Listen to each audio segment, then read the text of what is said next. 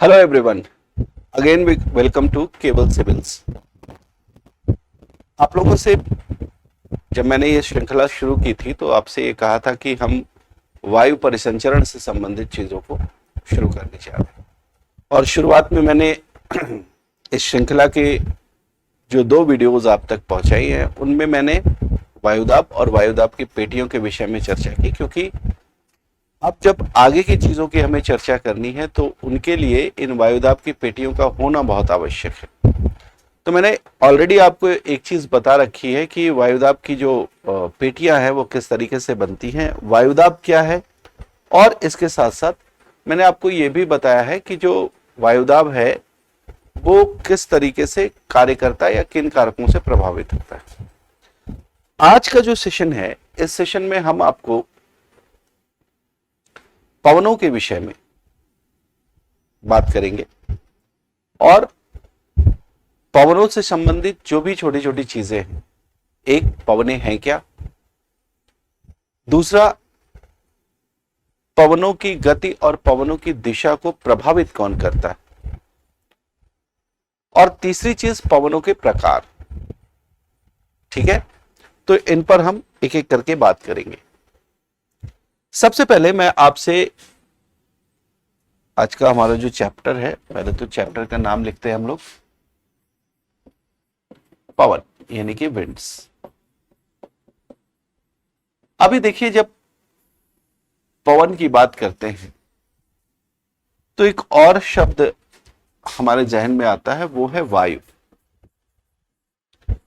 बहुत सारे लोग वायु और पवन इन दोनों शब्दों को सिनोनिमसली यूज करते हैं, यानी समानार्थक भाव में यूज करते हैं।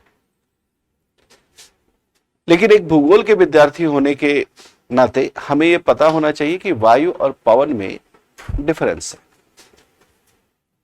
वायु क्या है? तो सामान्यतः पृथ्वी की सतह के ऊपर विभिन्न गैसों का मिश्रण और उसके साथ साथ धूलकण और जलवाष्प वगैरह सभी मिलकर वायु का निर्माण करते हैं। इसे हम किस रूप में देखते हैं? वायु के रूप में देखते हैं। ठीक है, लेकिन जब पवन की चर्चा आती है तो पवन में इस वायु के ही साथ हुए कुछ परिवर्तन को जब हम दर्शाते हैं तो हम उसे पवन कहते हैं। मैं आपको सामान्य शब्दों में अगर बताना चाहूं कि पवन है क्या, विंड्स है क्या, तो इसको हम कह सकते हैं कि पवन जब भी होगा वो वायु का क्षैतिज गमन कहा जाएगा। क्या है? पवन का मतलब होता है वायु का क्षैतिज गमन, यानी पृथ्वी की सतह के लगभग समानांतर चलती हुई अगर वायु दिखाई दे तो उसे हम क्या कह सकते हैं? उसे हम पवन कह सकते हैं। मैं एक बार फिर से बता रहा हूं कि वायु जो है अगर क्षैतिज रूप से मूव करे तो आप इसे पवन कहें। इसका अर्थ यह भी है कि वायु में जो गतिशीलता देखने को मिलती है वो क्षैतिज के अलावा अन्य रूपों में भी देखने को मिल सकती है। वायु जो है वो ऊपर की ओर भी उठ सकती है, वायु जो है वो नीचे की ओर बैठ भी सकती है, यानी इसमें ऊर्ध्वाधर गतिशीलता भी देखने को मिलती है और क्षैतिज गतिशीलता भी देखने को मिलती है। दोनों प्रकार की गतिशीलताएं जो है वो वायु में आपको देखने को मिलेंगी। इसमें से जो ऊर्ध्वाधर गतिशीलता है, यानी लंबवत रूप से वायु का ऊपर जाना या नीचे जाना, यह प्रक्रिया अलग है। इसमें सामान्यतः हम एक शब्द का प्रयोग करते हैं जिसको हम संवहन बोलते हैं। लेकिन इसके अलावा अगर वायु क्षैतिज रूप से गमन कर रही है तो इसे हम अभिवहन कहते हैं, प्रक्रिया को अभिवहन कहते हैं, और वायु के इस रूप में चलने के कारण उस वायु को हम क्या बोलते हैं? पवन बोलते हैं। ये हमारे पास पवन की एक साधारण परिभाषा, एक जो हमें समझ में आ सकती है बहुत आसान शब्दों में, वो परिभाषा मैंने आपको बताई। लेकिन इसको हम थोड़ा सा अलग ढंग से देखने का भी प्रयास करते हैं। अगर हम ये बताने की कोशिश करें कि पवन की वास्तविक परिभाषा क्या है तो हम कहेंगे पृथ्वी की सतह पर किसी उच्च वायुदाब के क्षेत्र से किसी निम्न वायुदाब के क्षेत्र की ओर वायु के क्षैतिज रूप से गमन करने को पवन कहते हैं। वायु क्षैतिज रूप से गमन जब करे तो इसे हम क्या कहेंगे? पवन कहेंगे। इसका अर्थ कदापि ये आप मत लगाइएगा कि जो दाब की परिस्थितियां है उसमें किसी प्रकार का कोई परिवर्तन होना चाहिए। यह हमेशा आप ध्यान रखें कि जब भी पवन गमन करेगी या वायु क्षैतिज रूप से गमन करेगी तो वो हमेशा किसी उच्च दाब के क्षेत्र से किसी निम्न दाब के क्षेत्र की ओर ही जा रही होगी। इसका विपरीत, इसका उल्टा कभी नहीं होगा, है ना। यानी निम्न दाब के क्षेत्र से उच्च वायु दाब के क्षेत्र की ओर कभी भी ये परिस्थिति देखने को नहीं मिलेगी। ठीक है, हम हमेशा क्या देखेंगे इस चीज को कि ये जो है वो उच्च वायुदाब से निम्न वायुदाब के क्षेत्र की ओर जा रही। आप इसको समझे ऐसा क्या हो रहा है। देखिए, जिस क्षेत्र पर भी उच्च वायुदाब की स्थिति बन रही है, यहां पर ये जो उच्च वायुदाब बन रहा है ये हाई प्रेशर बन रहा है। ये उच्च वायुदाब इसलिए बन रहा है क्योंकि इस सेक्शन में, इस क्षेत्र में वायु नीचे की ओर बैठ रही है लंबवत रूप से, और वायु जब नीचे की ओर बैठ रही है तो एक क्षेत्र विशेष में वो इकट्ठी हो रही है, जिस वजह से उस क्षेत्र में वायु का घनत्व बहुत ज्यादा हो जाएगा। ठीक है, वहीं दूसरी ओर अगर हमने कहा कि कोई ऐसा क्षेत्र भी है जहां पर निम्न दाब की स्थिति बन रही है तो निश्चित रूप से उस स्थान को वायु खाली कर रही होगी। और वायु कैसे खाली कर रही है? तो कहते हैं कि उस स्थान पर जो वायु है वो गर्म होकर उस स्थान से ऊपर की ओर उठ रही है और इस कारण वहां पर निम्न दाब की स्थिति उत्पन्न हो रही है। स्पष्टता ये चीज समझ में आती है कि वो स्थान जहां पर उच्च वायुदाब बन रहा है वो स्थान वायु से भर जा रहा है, जबकि जिस स्थान पर निम्न वायुदाब की स्थिति उत्पन्न हो रही है वहां से वायु उस स्थान को खाली कर रही है। ऐसे में वायु से भरे हुए स्थान से वायु के द्वारा खाली किए गए स्थान की ओर जो अधिक वायु इस स्थान पर है वो क्या करेगी? उसे भरने के लिए चल पड़ेगी। और इस प्रकार जब वायु पृथ्वी की सतह के लगभग समानांतर चलना प्रारंभ करती है क्षैतिज रूप से किसी उच्च वायुदाब के क्षेत्र से निम्न वायुदाब के क्षेत्र की ओर, तो आप इसे क्या कहेंगे? पवन कहेंगे। तो साधारण परिभाषा जो हम लोगों ने देखी थी उसमें थोड़ी चीजें और अगर हम ऐड कर दें तो हमारी पवन की जो वास्तविक परिभाषा है वो बन जाती है, जो भूगोल में जिस परिभाषा का यूज करते हैं वो बन जाती है। और वो सीधा सा है कि किसी उच्च वायुदाब के क्षेत्र से किसी निम्न वायुदाब के क्षेत्र की ओर पवन का क्षैतिज, वायु का क्षैतिज गमन पवन कहलाता है। बट ये परिभाषा चूंकि हम ऐसी कक्षा में नहीं है जहां पर हमें इस प्रकार की परिभाषाएं लिखनी पड़े, तो सामान्य रूप से हम अगर ऑब्जेक्टिव टाइप ऑफ क्वेश्चन का आंसर करने जा रहे हैं तो उसमें हमें कुछ मूलभूत चीजों की जानकारी रखनी पड़ेगी। एक कि अगर पवन हम कह रहे हैं तो इसका मतलब एक तो ये वायु का क्षैतिज गमन है,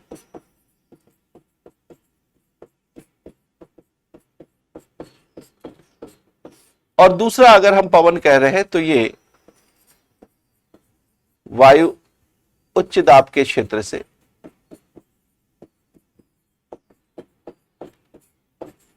निम्न दाब के क्षेत्र की ओर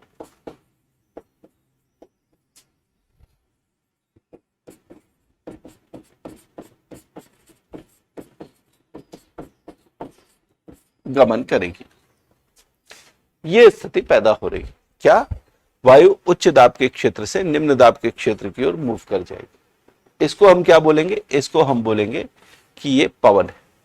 तो दो चीजें आपको हमेशा याद रखनी है, नंबर 1, नंबर 2। ठीक है, अब इससे आगे की ये बात हम कर लें। आगे क्या बात कर लें कि अगर ये पवन चल रही है तो हमने पवन को हमेशा जब भी चलता हुआ महसूस किया है तो आपने हमेशा उसको अलग अलग गति से महसूस किया हो, अलग अलग गति के साथ चलते हुए महसूस किया हो।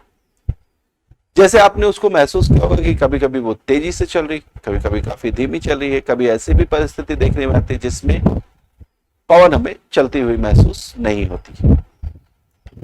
ऐसी क्या परिस्थितियां उत्पन्न हो सकती हैं, या कौन से ऐसे कारक हो सकते हैं, कौन से ऐसे कारण हो सकते हैं जो कि पवन की गति को प्रभावित करते हैं? तो यहां पर पवन के गुणों में अगर हम देखें तो पवन की गति को प्रभावित करने वाले कारकों में हम ढूंढने का प्रयास करेंगे कि ये कारक किस प्रकार से पवन की गति को प्रभावित कर रहे हैं। एक चीज अभी मैं चर्चा करूंगा इसकी। एक दूसरी और महत्वपूर्ण चीज है, वो है पवन की दिशा।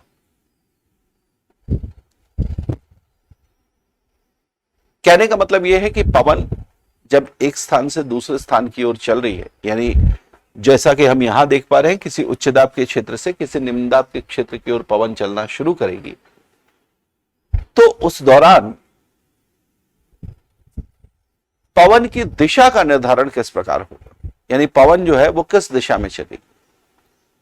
अगर सामान्य रूप से आपको भूगोल की जो वास्तविक चीजें हैं उनके विषय में न पता हो, तो आप सीधा ये कह सकते हैं कि पवन जो है वो उच्च दाब के क्षेत्र से सीधा निम्न दाब के क्षेत्र की ओर जाएगी, इसमें कोई संदेह नहीं होना चाहिए।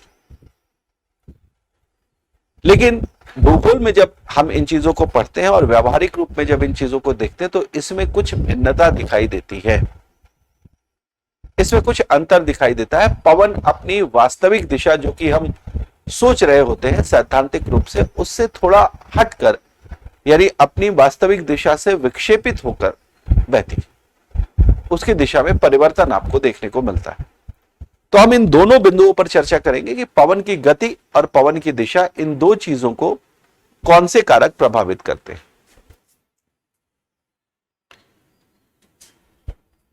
आइए मैं आपको बताऊं सबसे पहले कि पवन की गति को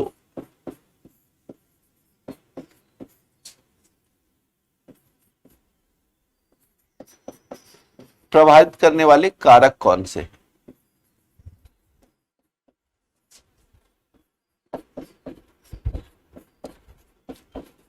इन कारकों में मैं एक तकनीकी शब्द का प्रयोग करने जा रहा हूं, जिस शब्द का अर्थ और ये है क्या, कैसे इसको समझेंगे आप, इसको मैं पूरी तरीके से आपको बताऊंगा ताकि कभी भी आपको कंफ्यूजन न रहे इस चीज को लेकर। जो पहला कारक है इसको हम बोलते हैं दाब प्रवणता।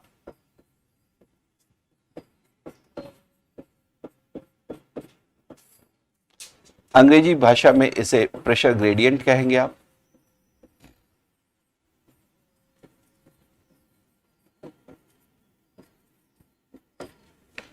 और सामान्यतः जो ज्योग्राफर्स हैं, जो भूगोलविद है, वो ये बताते हैं कि किसी भी स्थान पर अगर पवन चल रही है तो उसकी गति का सर्वप्रथम जो निर्धारण करते हैं, वो निर्धारण किसके द्वारा होता है, वो निर्धारण प्रेशर ग्रेडियंट यानी दाब प्रवणता के द्वारा होता है।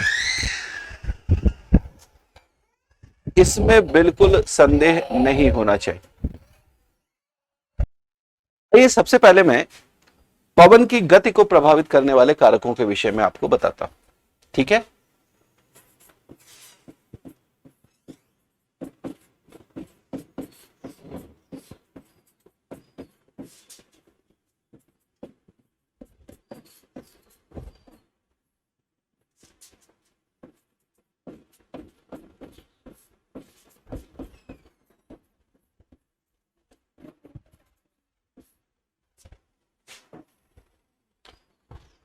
और इन कारकों के विषय में अगर हम बात करेंगे तो दो महत्वपूर्ण कारकों के विषय में यहां हमें बात करनी है। इनमें से एक कारक ऐसा है जिसके लिए हम जिस शब्द का प्रयोग करेंगे उस शब्द का अर्थ क्या है और उसे कैसे समझते हैं, ये थोड़ा सा तकनीकी है, इसलिए उसे समझना आवश्यक है। सामान्य रूप से जितने भी ज्योग्राफर्स हैं, जितने भी भूगोलविद हैं, उनका यह मानना है कि किसी भी स्थान पर अगर पवन चल रही है तो उस पवन की गति का निर्धारण प्राथमिक रूप से इसी कारक के द्वारा किया जाता है। इस कारक को हम नाम क्या देंगे? इस कारक को हम नाम देंगे दाब प्रवणता।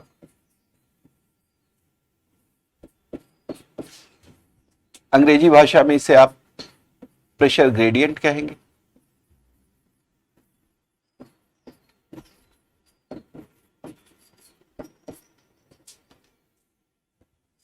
कैसे इसको समझते हैं, प्रेशर ग्रेडियंट क्या है? देखिए, एक तो आपको अपने जहन में यह चीज बैठा रखनी है कि प्राथमिक रूप से अगर पवन की गति का कोई निर्धारण करता है तो वो है किसी स्थान पर या दो स्थानों के बीच उत्पन्न दाब प्रवणता। किसी स्थान पर नहीं, दो स्थानों के बीच। मैं दो स्थानों का जिक्र इसलिए कर रहा हूं क्योंकि जो पवन चलेगी वो निश्चित रूप से एक स्थान से चलकर दूसरे स्थान तक पहुंचने का कार्य करेगी। पहला स्थान जहां से वो चलना प्रारंभ करती है वो किसी उच्च वायुदाब का क्षेत्र होगा, और जिस तरफ वो मूव करेगी या जहां तक पहुंचेगी वो निम्न वायुदाब का क्षेत्र होगा। इसलिए इन दो वायुदाब के क्षेत्रों के बीच जो दाब प्रवणता की स्थिति होगी वो प्राथमिक रूप से पवन की गति का निर्धारण करेगी। और आपको अपने जहन में प्रश्न को हल करने के लिए इस चीज को याद रखना जरूरी है कि पवन की गति और दाब प्रवणता में संबंध क्या है। इस संबंध को याद रखना जरूरी है। हम ये कह सकते हैं कि दो स्थानों के बीच की दाब प्रवणता, दो स्थानों के बीच की दाब प्रवणता का संबंध अगर हम स्थापित करें पवन की गति के साथ तो कहते हैं कि यह सीधा संबंध होता है। यह विंड की स्पीड यानी पवन की गति के साथ बहुत सीधे तौर पर संबंधित होती है। कहने का तात्पर्य यह है कि अगर आप दाब प्रवणता को बढ़ता हुआ देखेंगे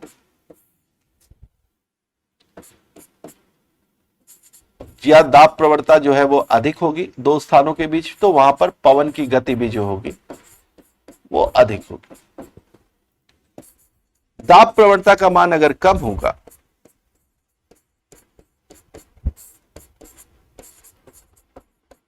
तो पवन की गति भी जो है वो कम होगी। बहुत साधारण शब्दों में आप इस चीज को ऐसे समझ सकते हैं। एकदम सामान्य भाषा में आप इस चीज को याद रखें।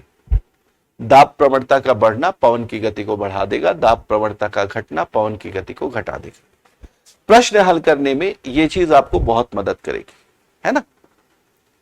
दूसरी चीज हमें यह समझना है कि आखिर यह दाब प्रवणता है क्या जो कि पवन की गति को इस प्रकार निर्धारित कर रहा है।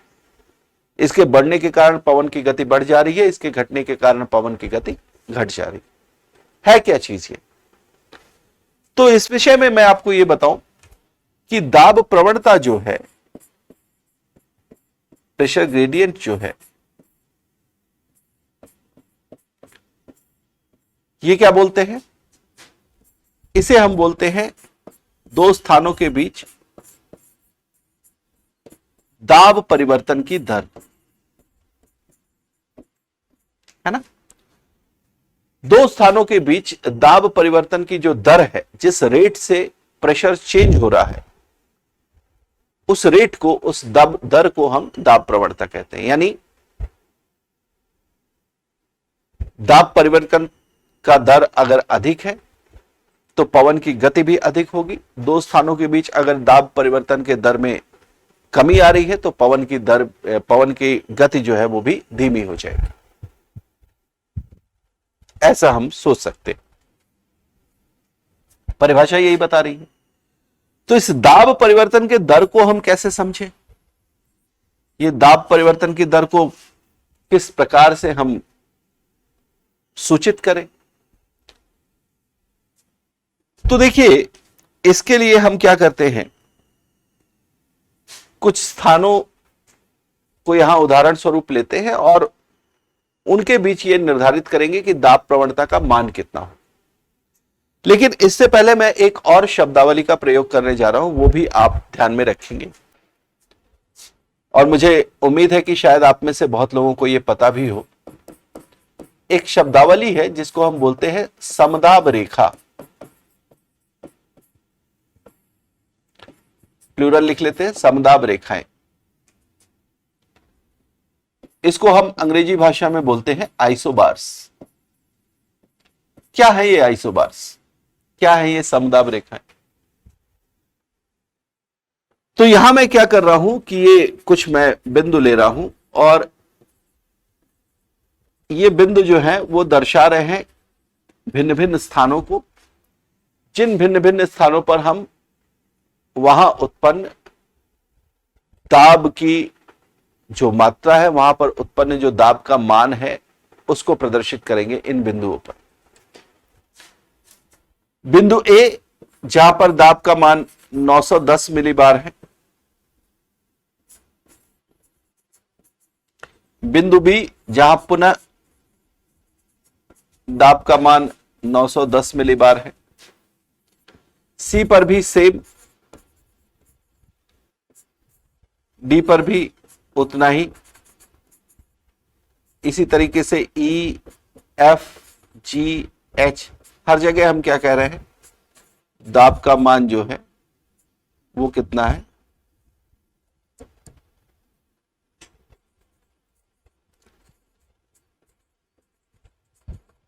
910 मिलीबार।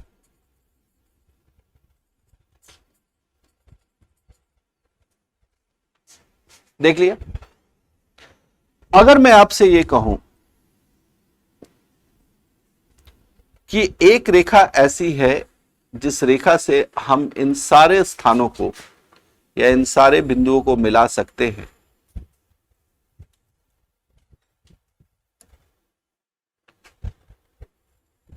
इस प्रकार से,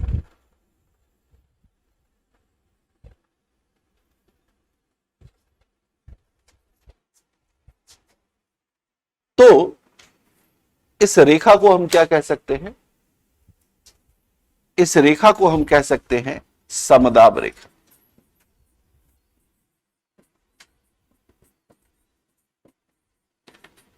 यानी समान वायुदाब के स्थानों को मिलाने वाली रेखा, इसे हम क्या कह सकते हैं, समदाब रेखा। ये इस रेखा की जो प्रकृति होगी, यानी ये रेखा जिस तरीके से दिखाई देगी, ये डिपेंड करेगा, ये निर्भर करेगा कि जिन स्थानों पर समान वायुदाब को आप दर्शाना चाह रहे हैं वो स्थान किस स्थिति में मौजूद है इस पृथ्वी की सतह पर। यह भी हो सकता है कि कई सारे स्थान हो जो एक सीधी रेखा में आ रहे हो, तो समदाब रेखा जो है वो सामान्यतः सीधी दिखाई देगी।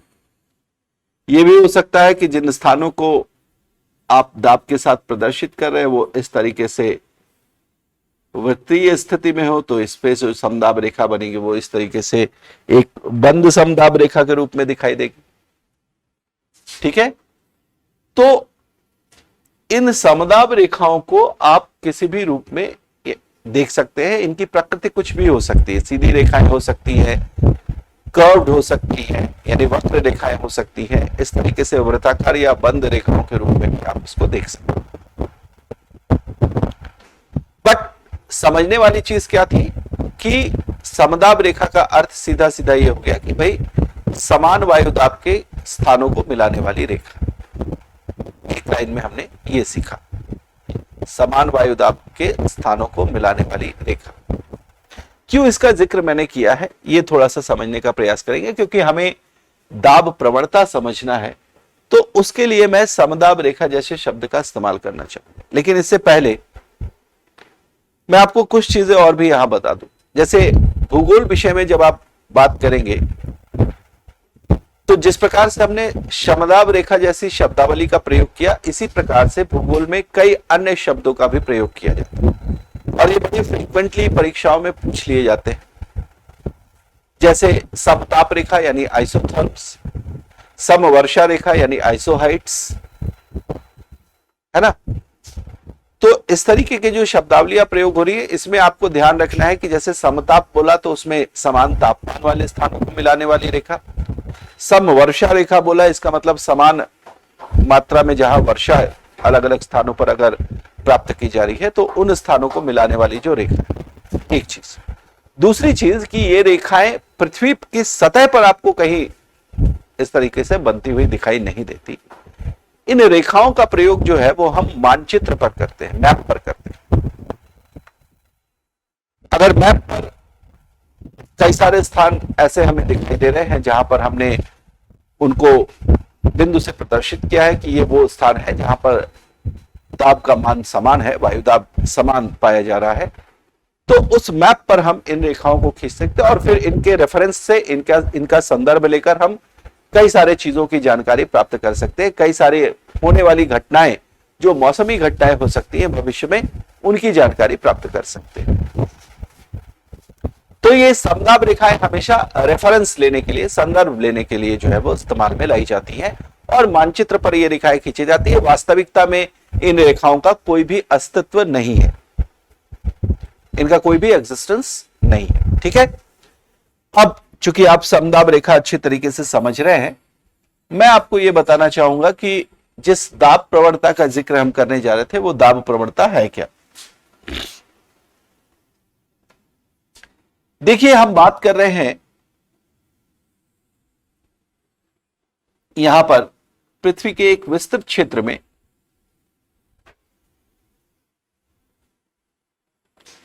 जहां पर ये जो लाइनें मैंने खींची हैं, ये जो लाइनें आपको दिखाई दे रही हैं,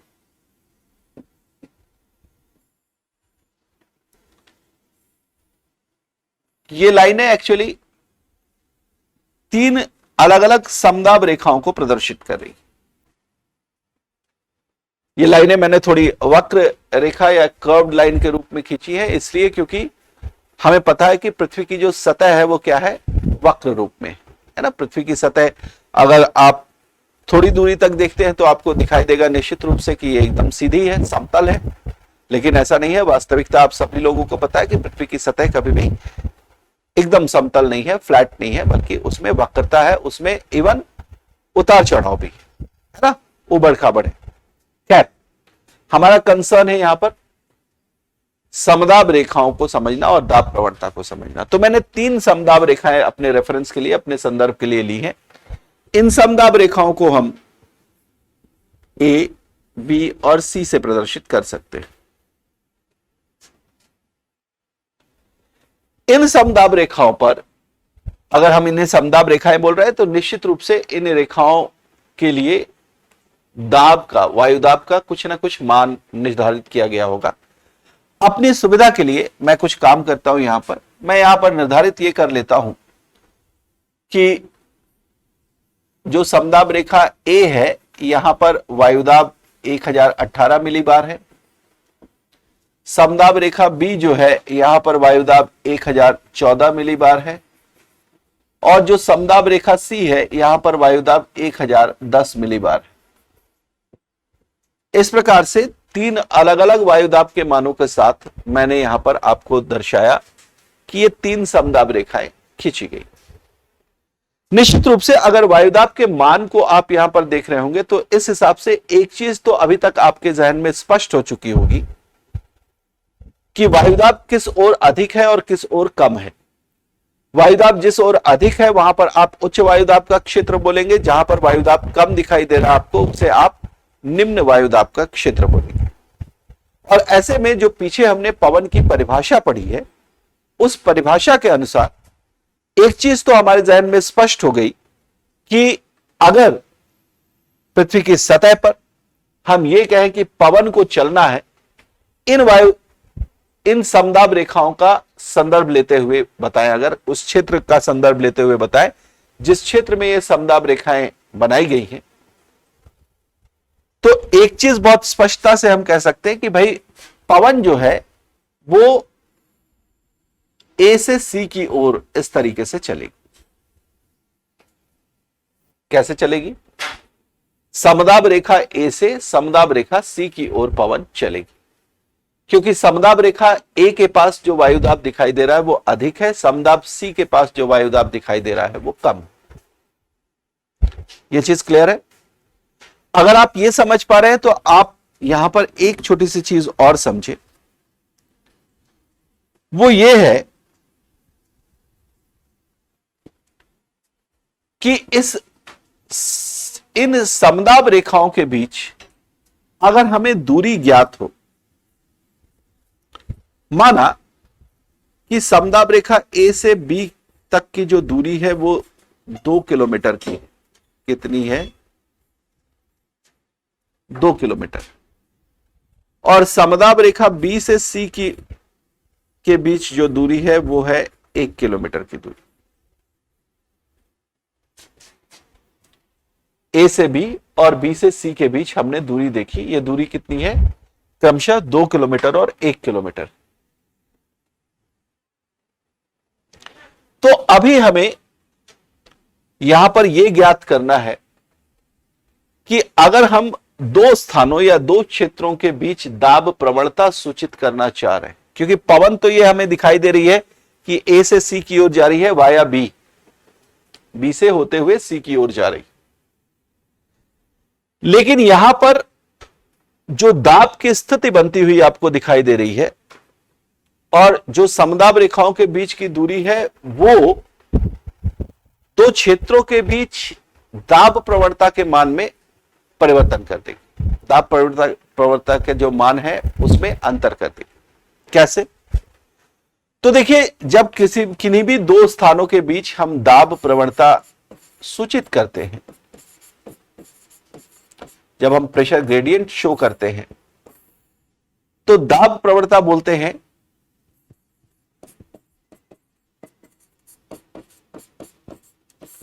दो स्थानों के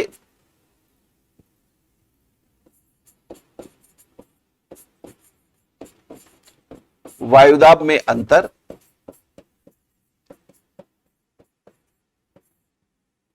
बटा दोनों स्थानों के बीच की दूरी।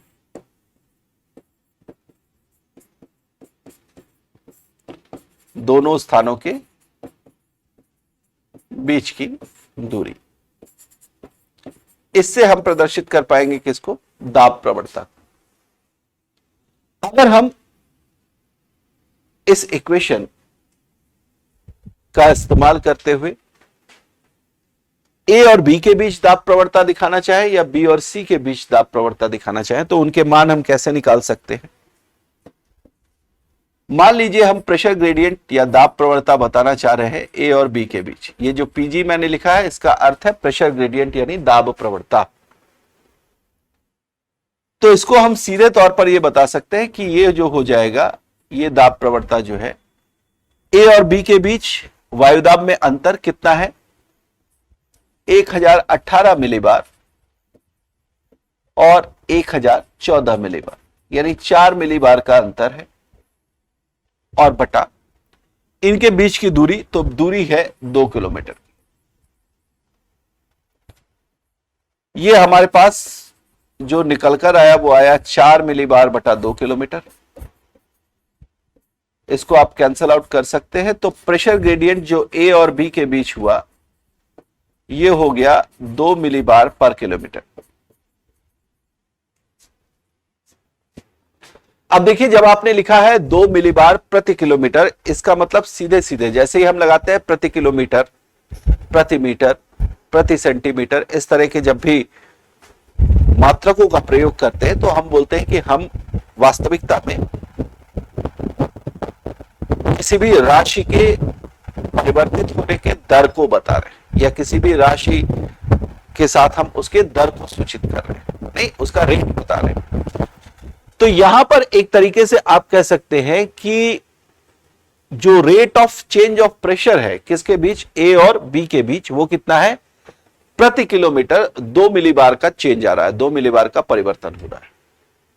ठीक उसी तरीके से अगर हम बी और सी के बीच का जो प्रेशर ग्रेडियंट है इसको बताना चाहें तो ये बता सकते हैं।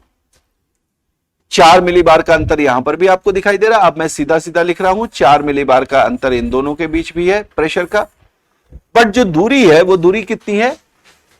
1 किलोमीटर की। दूरी कितनी है? 1 किलोमीटर की। तो यहां पर जो प्रेशर ग्रेडियंट बी और सी के बीच मिलेगा हमें, pressure gradient between B and C, तो ये कितना मिल रहा है? 4 मिलीबार प्रति किलोमीटर। ध्यान से देखेंगे, देखिए, शुरुआत में मैंने आपको बताया कि जो पवन चलेगी वो ए से सी की ओर चलेगी वाया बी, बी से होते हुए सी की ओर बह रही है। लेकिन अब मैंने प्रेशर ग्रेडियंट का जब संदर्भ लिया, दाब प्रवणता की बात की, तो अब मैं आपको यह स्पष्टता बता पाऊंगा जो हमने पीछे सीखा। पीछे मैंने आपको यह बताया कि दो स्थानों के बीच जो दाब प्रवणता का मान होगा वो पवन की गति के मान के प्रोपोर्शनल होगा, डायरेक्टली प्रोपोर्शनल होगा। यानी कि आप कह सकते हैं कि जहां पर दाब प्रवणता अधिक है वहां पवन की गति अधिक होगी, दाब प्रवणता कम होने पर पवन की गति कम हो जाएगी। तो अगर यह संदर्भ हम ले रहे हैं तो हम यहां पर स्पष्ट यह बता सकते हैं कि जब पवन ए से सी की ओर जा रही होगी उस दौरान जितनी देर यह पवन ए से बी की ओर चल रही होगी उतनी देर उसकी जो गति होगी, उसकी जो स्पीड होगी,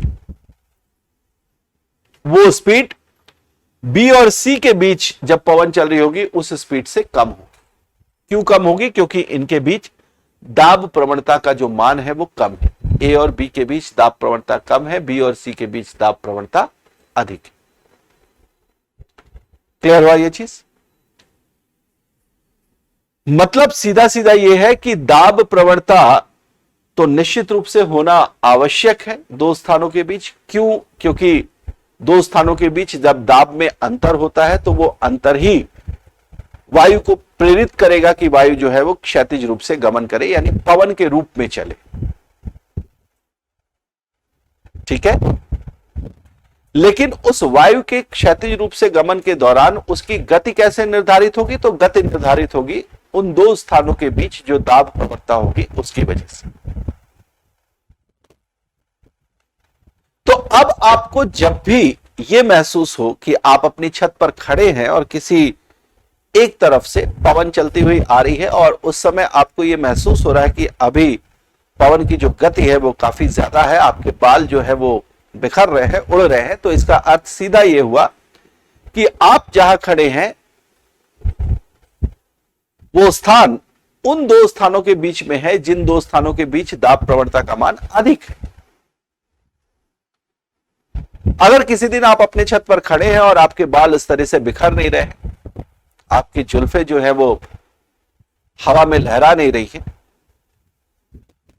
बहुत शांत वातावरण सा बना हुआ है और बहुत हल्की हवा महसूस हो रही है जो आपके शरीर से टकरा रही है, तो इसका अर्थ स्पष्ट रूप से यही है कि आप जहां खड़े हैं, जिन दो स्थानों के बीच आपका घर है, उन दो स्थानों के बीच दाब प्रवणता का मान कम। तो इस बेसिस पर हम पवन की गति का निर्धारण कर रहे हैं, किसके संदर्भ में? दाब प्रवणता के संदर्भ में।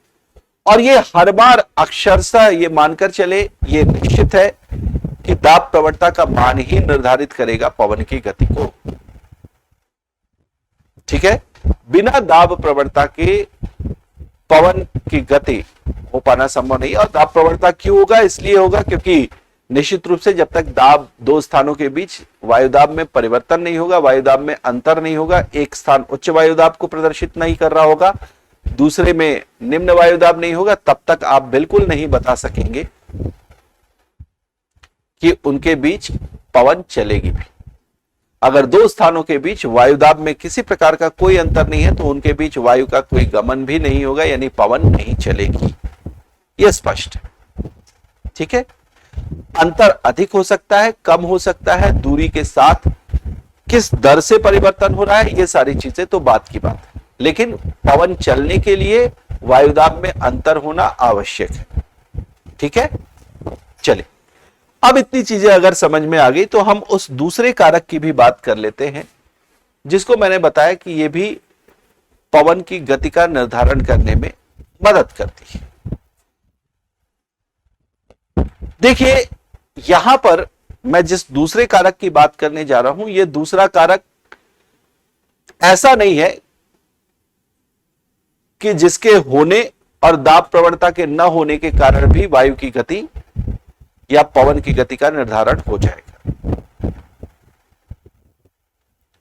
मैंने आपसे स्पष्ट रूप से बार बार यही कहा कि बिना दाब प्रवणता के तो हम पवन की गति का निर्धारण कर ही नहीं पाएंगे, ये तो निश्चित रूप से। तो ये दूसरा कारक फिर क्यों? दूसरा कारक इसलिए क्योंकि इस कारक की मदद से हम पवन की जो गति दाब प्रवणता के द्वारा निर्धारित हो रही है उसमें थोड़े से चेंजेस, थोड़ा सा परिवर्तन, थोड़ा सा अंतर देख पाएंगे। यानी एक तरीके से ये जो दूसरा कारक है ये पवन की गति को मॉडिफाई करने का काम करेगा, उसे थोड़ा सा रूपांतरित करने का काम करेगा। कैसे रूपांतरण होगा? तो इस दूसरे कारक को जब मैं स्पष्ट रूप से यहां पर उस कारक को लिखूं तो आपको शायद ये चीज स्पष्ट हो जाए। ये जो दूसरा कारक है इसको बोलते हैं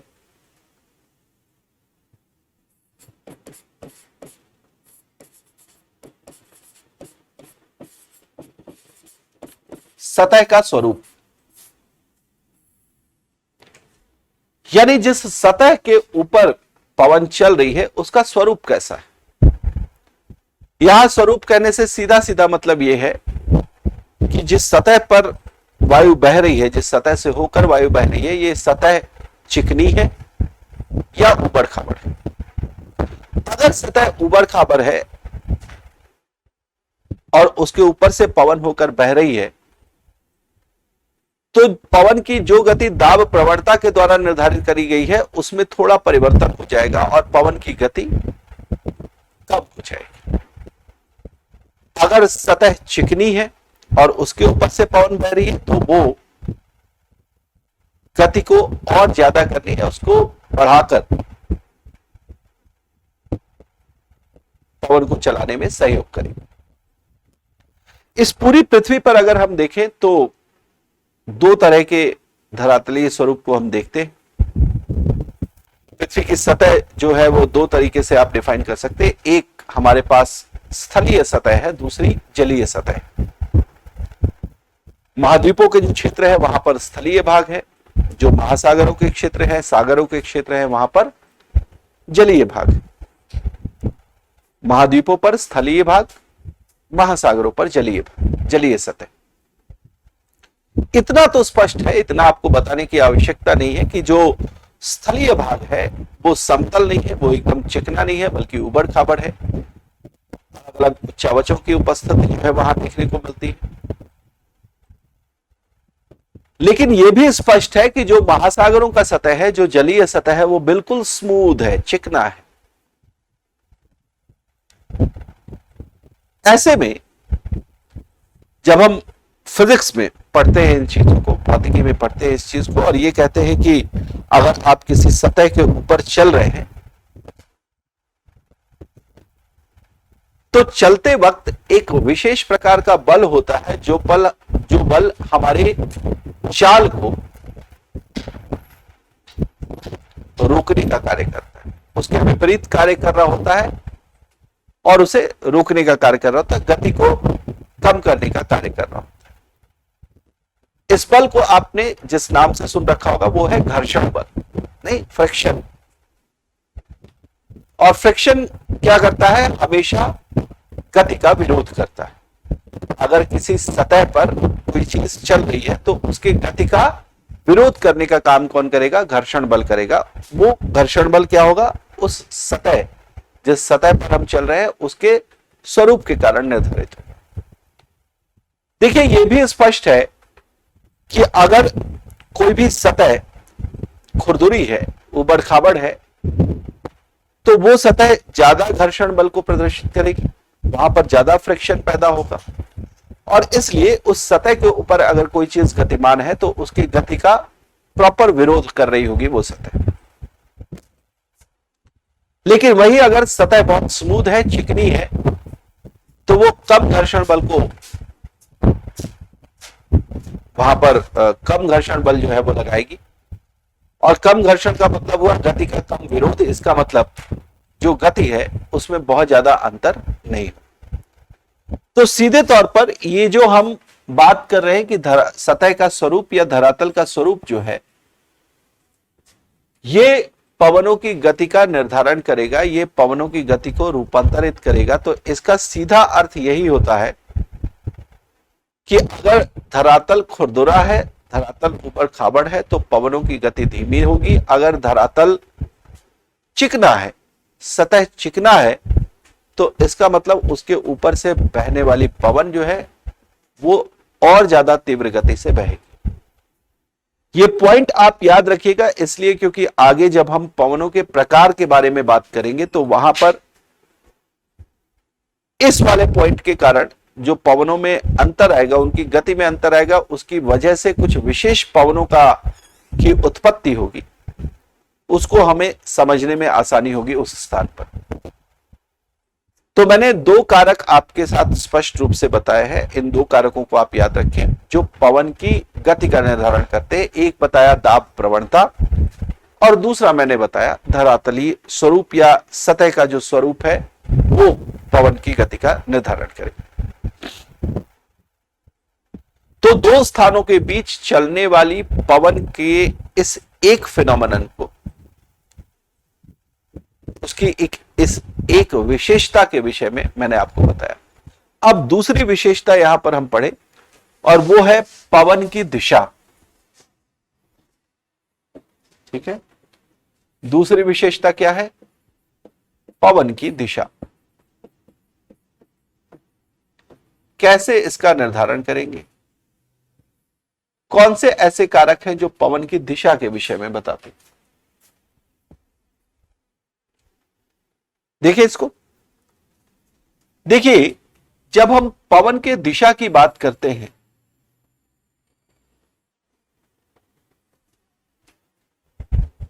तो हमेशा ये याद रखें कि पवन की दिशा का निर्धारण भी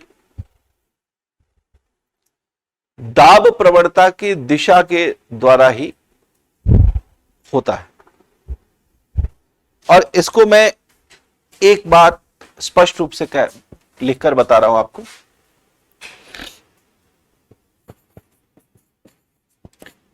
यदि कोई अन्य कारक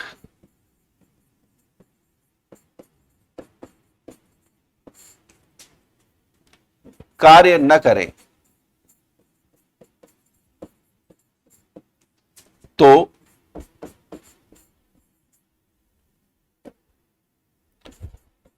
पवन की दिशा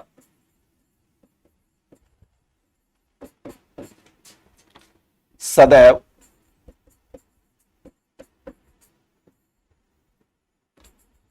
दाब प्रवणता की दिशा का अनुसरण करती है।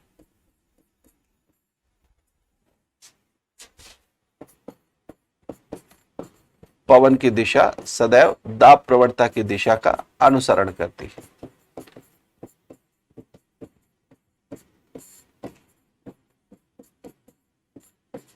पीछे मैंने कुछ जो परीक्षाएं हुई हैं उनमें प्रश्नों को देखा है, उसमें कथन और कारण वाले प्रश्नों में इस तरीके के प्रश्न दिए गए हैं जहां पर यह पूछा गया है आपसे कि दाब प्रवणता की दिशा का जो संबंध है समदाब रेखाओं के साथ वो किस प्रकार का है, और दाब प्रवणता की दिशा का संबंध पवन की दिशा के साथ है वो किस प्रकार का है। दोनों चीजों को समझते।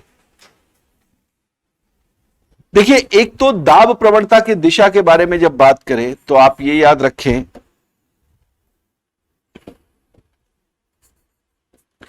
कि दाब प्रवणता की दिशा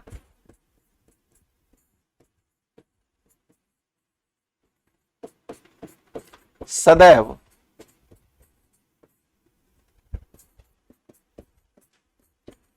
समदाब रेखाओं की दिशा के या समदाब रेखा की दिशा के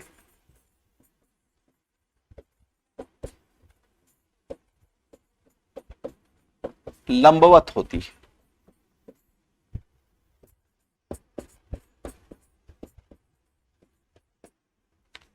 क्या लिखा मैंने? दाब प्रवणता की दिशा सदैव यानी हमेशा, ये बहुत ही स्पष्ट रूप से आपको याद रहना चाहिए ये जो मैंने सदैव लिखा, क्योंकि जब भी आप इस प्रकार के शब्दों का प्रयोग करते हैं इसका मतलब ये उस वाक्य को बहुत ज्यादा निश्चितता देते हैं।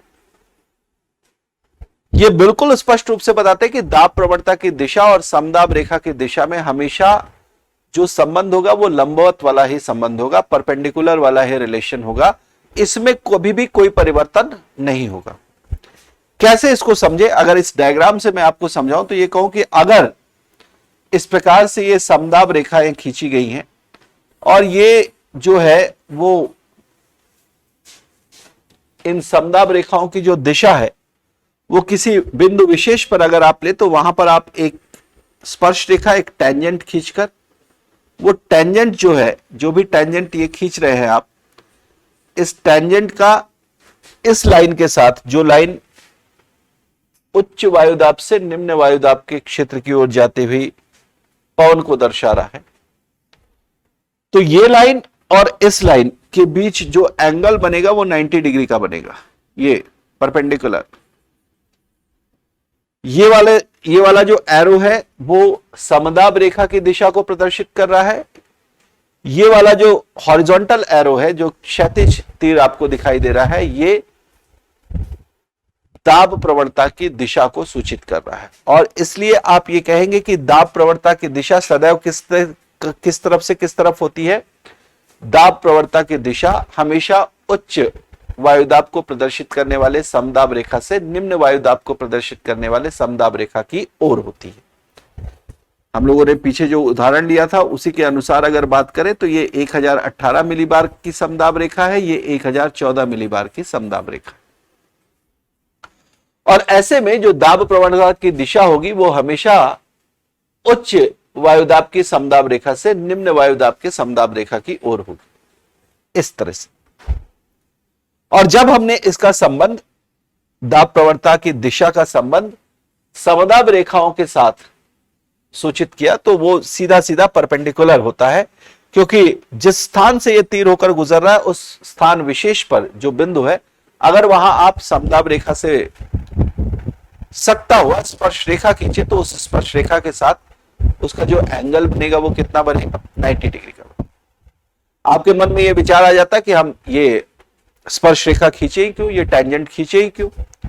तो वो सिर्फ इसलिए हम खींच रहे हैं क्योंकि इस बोर्ड पर जितना स्थान दिखाई दे रहा है, जितना क्षेत्र घेर रही है ये समदाब रेखा, व्यवहारिक रूप से पृथ्वी की सतह पर ये बहुत बड़े स्थान को सूचित करेगी। और इस वजह से कंडीशन ये बनेगी, स्थिति ये बनेगी कि आप पृथ्वी की सतह पर तो व्यवहारिक रूप से एक सीधी रेखा खींच सकते हैं, लेकिन यहां पर इस बोर्ड पर या आप अपनी कॉपी पर अगर बना रहे होंगे तो वहां पर उतने बड़े क्षेत्र को दर्शा पाना चूंकि संभव नहीं है, इसलिए हम उस बड़े क्षेत्र में से एक छोटा सा हिस्सा समझने के लिए ये टेंजेंट खींचकर जो है, ये स्पर्श रेखा खींचकर उसे सूचित करते हैं।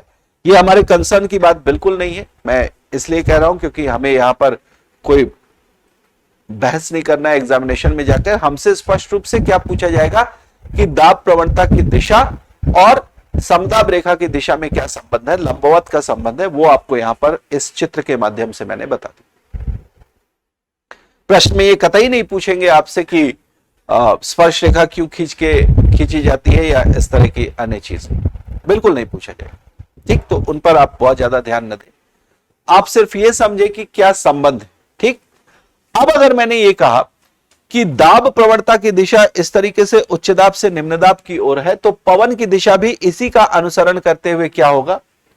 उच्च दाब से निम्न दाब की ओर जाएगी। अगर ये दाब प्रवणता की दिशा ऐसे लंबवत सीधी जा रही है तो पवन को भी सीधा जाना चाहिए। लेकिन कब सीधा जाना चाहिए? मैंने एक लाइन जहां से शुरुआत की है वो आपको बताया कि यदि कोई अन्य कारक कार्य न करे, इसका मतलब सीधा यही जाता है कि अगर कोई कारक कार्य कर गया तो पवन की दिशा दाब प्रवणता की दिशा से विचलित हो जाएगी, पवन की दिशा दाब प्रवणता की दिशा से हटकर किसी अन्य दिशा की ओर हो जाएगी। ठीक है, इस चीज को अगर हम समझ पा रहे हैं तो अब ये समझे कि ये कौन से ऐसे कारक हैं जिनके कारण पवन की दिशा में परिवर्तन हो जाएगा, और क्या ये कारक ऐसे हैं जो हमेशा ही पवन की दिशा में परिवर्तन करेंगे या पवन की दिशा किसी समय में दाब प्रवणता की दिशा को भी फॉलो करे। ठीक है, तो इनमें से जो पहला कारक है पवन की दिशा को प्रभावित करने वाले कारक,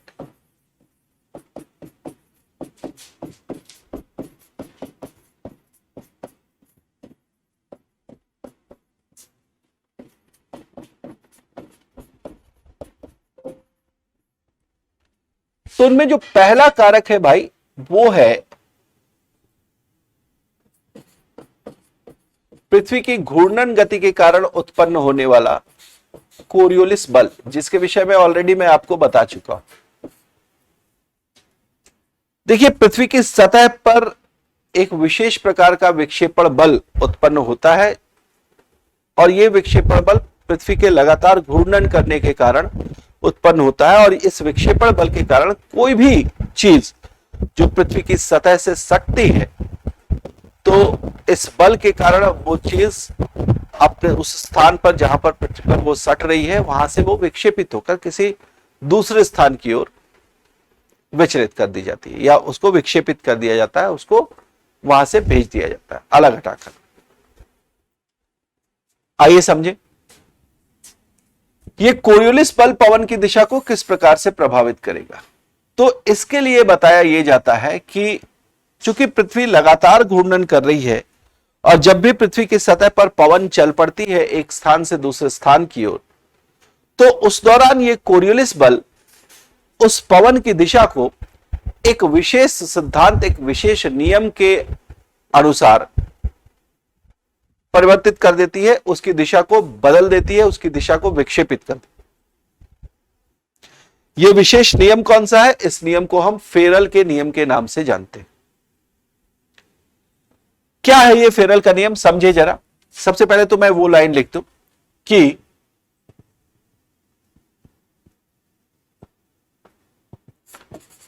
कोरियोलिस बल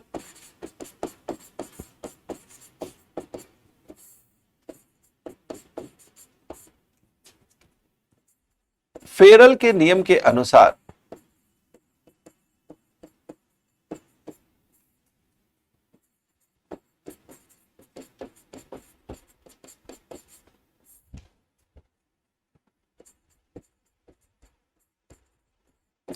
पवन की दिशा में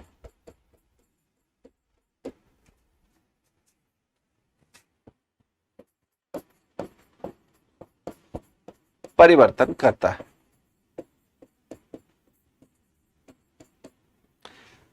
अगर हमें फेरल का नियम पता है तो निश्चित रूप से हम यह बता सकते हैं कि पवन की दिशा में किस प्रकार से परिवर्तन हो रहा है, और अगर यह नहीं पता है तो फिर हमारे लिए बता पाना कठिन हो जाएगा। फेरल का नियम जो है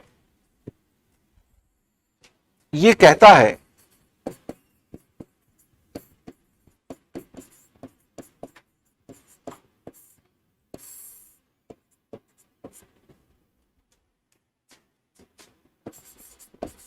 कि यदि पवन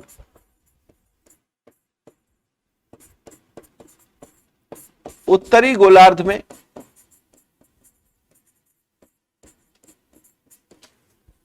गतिमान है तो कोरियोलिस बल के प्रभाव के कारण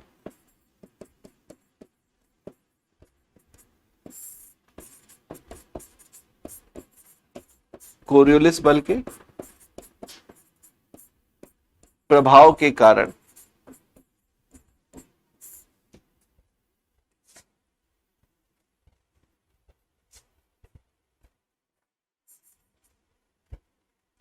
दाईं ओर, अपनी दाईं ओर लिखना बेहतर होगा,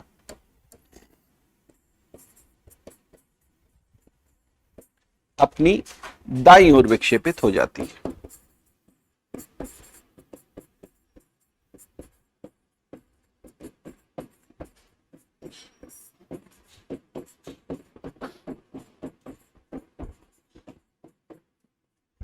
और अगर दक्षिणी गोलार्ध में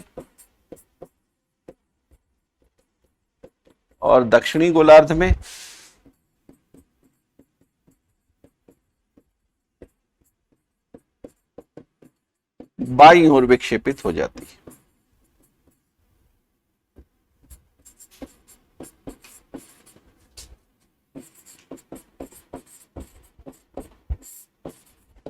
विक्षेपित हो जाती है अर्थात मुड़ जाती, विक्षेपित हो जाती है अर्थात मुड़ जाती। अब ये जो बाया और दाया है ये कैसे निर्धारित करेंगे, इसे भी तो समझना आवश्यक है, क्योंकि अगर मैं आपकी तरफ चेहरा करके खड़ा हूं तो मेरा दाहिना हाथ इधर है, यानी ये मेरा दाहिना हो गया, दाया हो गया। लेकिन अगर मैंने पीठ आपकी तरफ कर ली तो इसका मतलब मेरा दाहिना हाथ इधर हो गया, तो मेरा दाहिना हिस्सा ये हो गया। तो इसका निर्धारण कैसे करेंगे कि पवन जो है वो बाईं ओर या दाईं ओर विक्षेपित हो रही है। इसको आसान करने के लिए फेरल ने हमें एक युक्ति सुझाई है। वो युक्ति ये है कि आपको अगर कोरियोलिस बल का प्रभाव देखना है पवन की दिशा के ऊपर, यानी कोरियोलिस बल किस प्रकार से पवन की दिशा को परिवर्तित कर रहा है, उसे बाईं या दाईं ओर विक्षेपित कर रहा है, यह समझने के लिए अगर आप पर्यवेक्षक हैं तो आपको अपनी पीठ उस तरफ करके खड़ा होना चाहिए जिस दिशा से पवन आ रही है। यानी जिस दिशा में उच्च दाब का क्षेत्र होगा, जिधर से पवन चलना प्रारंभ हो रही होगी, अगर आप उस दिशा की ओर अपनी पीठ करके खड़े हो जाएं, तो ऐसी स्थिति में अगर आप उत्तरी गोलार्ध में खड़े हैं तो पवन आपके दाईं ओर विक्षेपित होती हुई प्रतीत होगी। अगर आप दक्षिणी गोलार्ध में खड़े हैं तो पवन आपके बाईं ओर विक्षेपित होती हुई प्रतीत होगी। ठीक है, यानी ये जो दाएं और बाएं का निर्धारण करना है, ये निर्धारण इस युक्ति के साथ हो सकता है कि आपको अपनी पीठ उस दिशा की ओर करके खड़ा होना होगा जिस दिशा की ओर से पवन आ रही है। अगर आप ये कर पा रहे हैं तो निश्चित रूप से आप ये भी निर्धारित कर पा रहे हैं कि पवन जो है वो दाईं ओर विक्षेपित होकर किधर जाएगी या पवन बाईं ओर विक्षेपित होकर किधर जाएगी। एक चीज बड़ी स्पष्ट फेरल के नियम में यह बताई गई कि गोलार्ध के आधार पर, है ना, यानी अगर उत्तरी गोलार्ध है तो दाईं ओर ही विक्षेपण होगा, वो कभी बाईं ओर नहीं होगा, और अगर दक्षिणी गोलार्ध है तो वो हमेशा बाईं ओर ही विक्षेपण होगा, कभी भी दाहिनी ओर नहीं होगा। तो दोनों चीजें आसान हो गई अब आपके लिए। इसका मतलब यह हुआ कि पिछले डायग्राम में जो हम लोगों ने यह कहा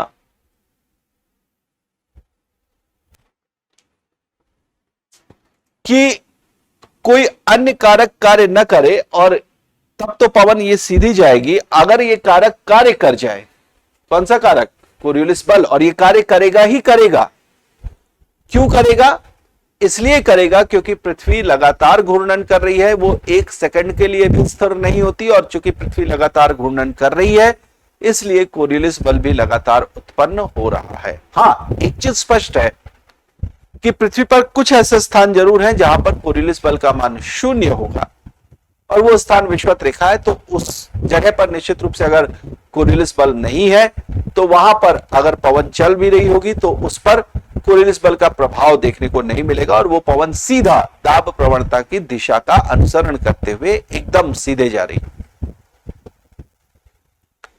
विषुवत रेखा के क्षेत्र के आसपास के जो क्षेत्र है, लगभग 5 डिग्री उत्तरी से लेकर 5 डिग्री दक्षिणी अक्षांश तक के बीच का जो क्षेत्र होगा, इस क्षेत्र में भी कोरियोलिस बल का मान इतना प्रभावी नहीं होता कि वो पवन की दिशा को बहुत ज्यादा विक्षेपित कर पाए। यानी इस बड़े दूरी में आप देख पाएंगे कि पवन जो है वो लगभग सीधी चल रही है, दाब प्रवणता की दिशा का अनुसरण करते हुए चल रही है। लेकिन जैसे ही आप इन दो अक्षांशों से बियॉन्ड जाते हैं, इससे थोड़ा और दूर जाते हैं, तो अब कोरियोलिस बल का मान इतना हो जाता है कि वो प्रभावी रूप से पवन की दिशा बदल पाने में सक्षम होता है।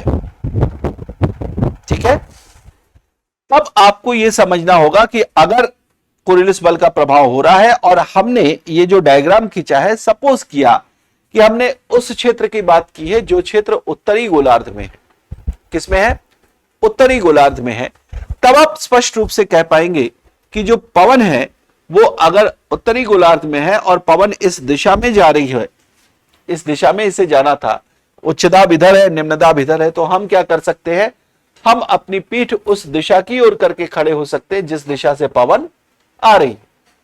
और ऐसे में अगर हम उत्तरी गोलार्ध में खड़े हैं तो ये पवन हमारी दाहिनी ओर विक्षेपित होती हुई प्रतीत होनी चाहिए। इसका अर्थ यह हुआ कि ये जो दाहिनी ओर है हमारा वो ये है, तो जो पवन सीधी जानी चाहिए थी वो पवन सीधी न जाकर कैसे जाएगी,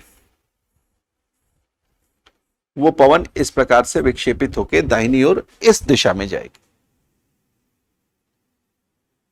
इसके विपरीत अगर हम दक्षिणी गोलार्ध की बात करें तो यही पवन किस दिशा में जाती, यही पवन इस दिशा में जाती, यानी सीधी नहीं जाती। क्यों? क्योंकि इसे फेरल के नियम का अनुसरण करते हुए विक्षेपित होना ही होगा, और यह विक्षेपित इसलिए होना होगा क्योंकि कोरियोलिस बल भी लगातार उत्पन्न हो रही है। क्लियर है?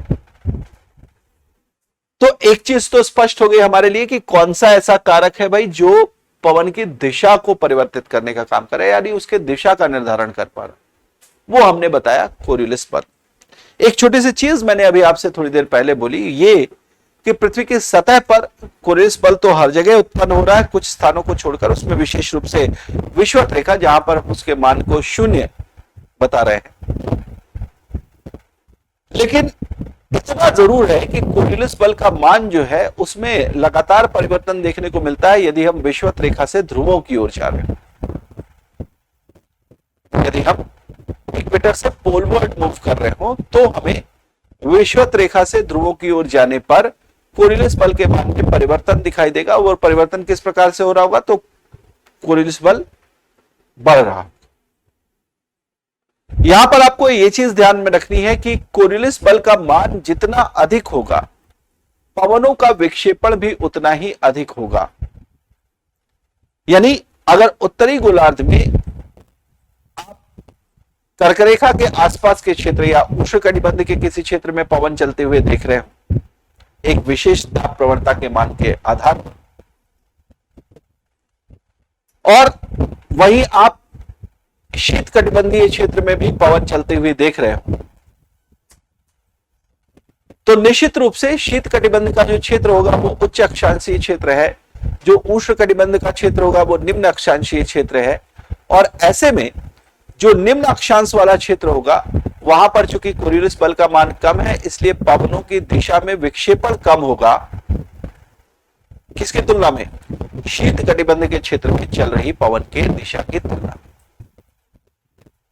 ठीक है, तो यह चीज भी स्पष्ट रूप से याद रखनी चाहिए आपको कि कोरियोलिस बल के मान का जो सीधा संबंध है वो पवन की दिशा के विक्षेपण पर भी पड़ता है।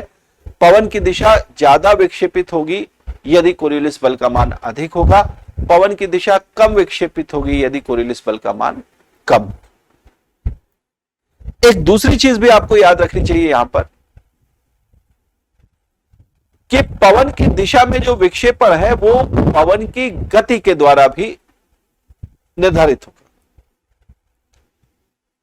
अर्थात अगर किसी क्षेत्र में पवन ज्यादा तीव्र गति से चल रही है, ज्यादा तेज चल रही है, ऐसे में उसका विक्षेपण ज्यादा होगा, चाहे कोरियोलिस बल का मान वहां पर जो भी हो। समान कोरियोलिस बल के क्षेत्र में तेज चल रही पवन का विक्षेपण ज्यादा होगा, धीमी चल रही पवन का विक्षेपण कम होगा।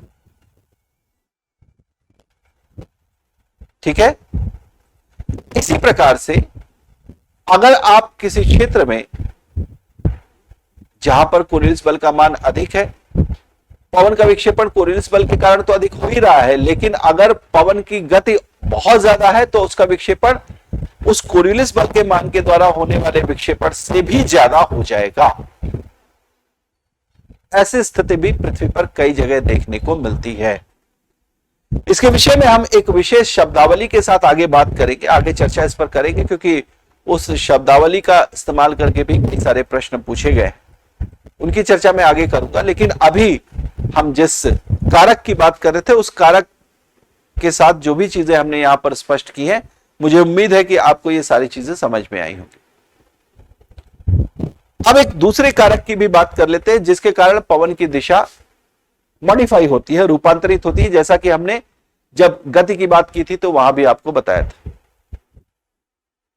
पवनों की दिशा को मॉडिफाई करने वाले इस दूसरे कारक को हम फिर से बोलेंगे कि पृथ्वी के सतह पर उपस्थित,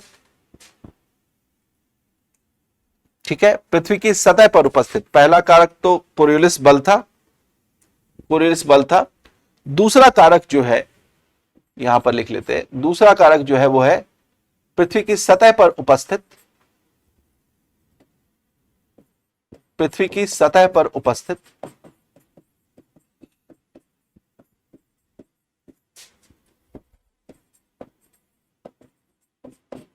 उच्चावच। Relief features present on the surface of the earth. ठीक है, ये उच्चावच खासतौर से जो हाईलैंड्स है, जो उच्च भूभाग है, वो पवन की दिशा को परिवर्तित करने में विशेष योगदान करते हैं। ऐसा किस लिए, बहुत स्पष्ट है। देखिए, प्राथमिक रूप से तो पवन की दिशा जो है वो कोरियोलिस बल के द्वारा ही प्रभावित होकर परिवर्तित हो रही है, लेकिन परिवर्तन के बाद भी अगर ये पवन इस दिशा में आगे बढ़ रही है और सपोज किया कि कोई उच्च भूभाग जैसे कोई पर्वत या पर्वतीय ढाल जो कि पवन के रास्ते में आ जाएगा, तो इसके कारण क्या होगा कि ये जो पवन है वो इस पर्वतीय ढाल से टकराकर हो सकता है कि मुड़कर इस दिशा में चली जाए, इस दिशा में चली जाए, इस दिशा में चली जाए।